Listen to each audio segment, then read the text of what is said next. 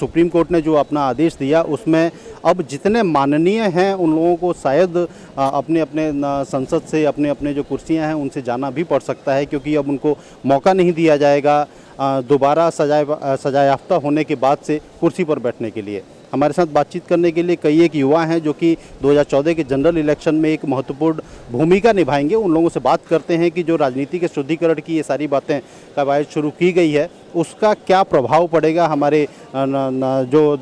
कार्यपालिका है, न्यायपालिका है या जो विधायिका है उन सब पर। सुप्रीम कोर्ट का डिसीजन राजनीति के शुद्धिकरण की दिशा में एक नया कदम है, तो उसको आप किस तरीके से देखते हैं? रिफॉर्म की जो बातें चल रही है इस समय, जैसे गोपीनाथ मुंडे ने भी बयान दिया कि 8 करोड़ रुपए हमने स्पेंड किया था, तो बड़े लेवल पे ये इलेक्शन रिफॉर्म की दिशा में अभी और बहुत कुछ किए जाने की ज़रूरत है कि इलेक्शन में सबसे बड़ी चीज़ है कि फंडिंग कैसी रोकी जाए। तो हम अपेक्षा करते हैं सुप्रीम कोर्ट से, क्योंकि सरकार तो बिल्कुल निकम्मी हो चुकी है, तो सुप्रीम कोर्ट इस मामले में कुछ और सोचेगी और इलेक्शन में जो फंडिंग कैसे होनी चाहिए उसके बारे में कुछ अहम कदम उठाएगी। राजनीति में आपराधिकरण रोकने में काफ़ी मदद मिलेगी, लेकिन अभी जो डिसीजन आया हुआ है उस डिसीजन के बाद से जो मुख्य पार्टियां हैं, चाहे वो कांग्रेस हो या भारतीय जनता पार्टी हो, कोई भी नेता खुलकर सामने नहीं आया है सुप्रीम कोर्ट की पैरवी करने के लिए। इसको किस तरीके से देखते हैं? सबसे पहले तो मैं सुप्रीम कोर्ट के इस स्टेप का स्वागत करता हूं, जो इनको स्टेप पहले लेना चाहिए था, या फिर जब कॉन्स्टिट्यूशन बन रहा था उस टाइम भी एक स्टेप ऐसा बन जाता कि जो अपराधी हैं, चाहे जो इस चीज़ से रिलेटेड है, उनको टिकट नहीं मिलना चाहिए। खैर लेट ही सही, लेकिन अब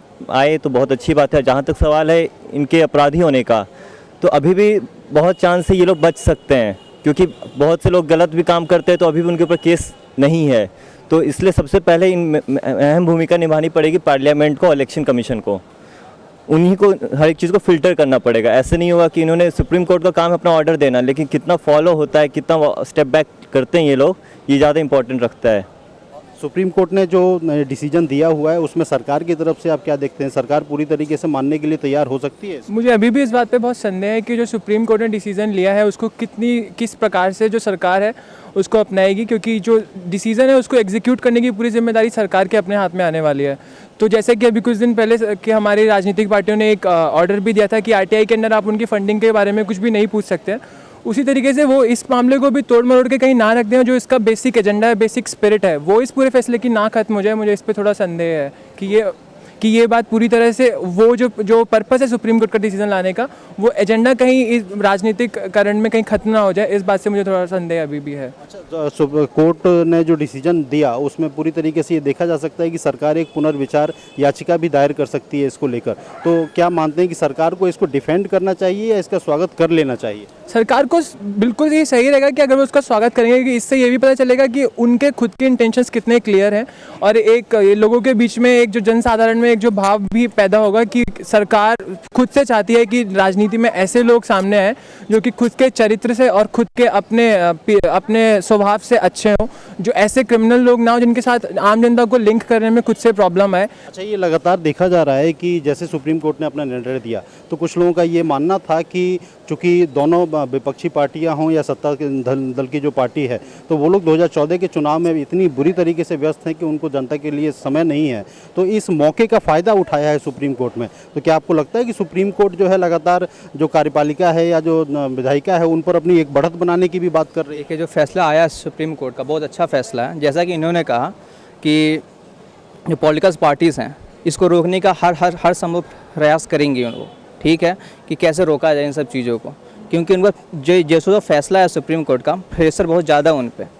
ये सब चीज़ों को लेके कि 3 महीने के बाद, या जो पहले जो प्रावधान था कि 3 महीने के बाद ही उन पर एक्शन होगा जो भी है, और एक्शन तुरंत हो रहा है, फास्ट एक्शन है इन पर, तो इनकी हालत अभी बहुत ख़राब होगी। और जो चुनाव जो प्रसार अभी चल रहे हैं इनमें इनको लेके जो चीज़ें हैं वो उनको रोकने में बहुत ईजी होगा, इनको रोकने के लिए सब चीज़ों में। तो जो फैसला है बहुत बढ़िया है।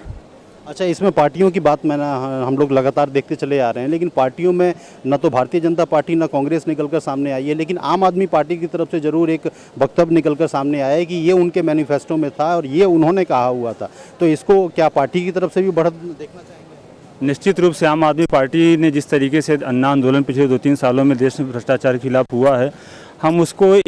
इस सुप्रीम कोर्ट के डिसीजन को उसके परिणाम के तौर पे देख सकते हैं कि देश में भ्रष्टाचार पर काफ़ी जागरूकता व्याप्त हुई है, और सुप्रीम कोर्ट हमेशा से ही जनता के हित के बारे में सो मोटो कॉग्निजेंस लेके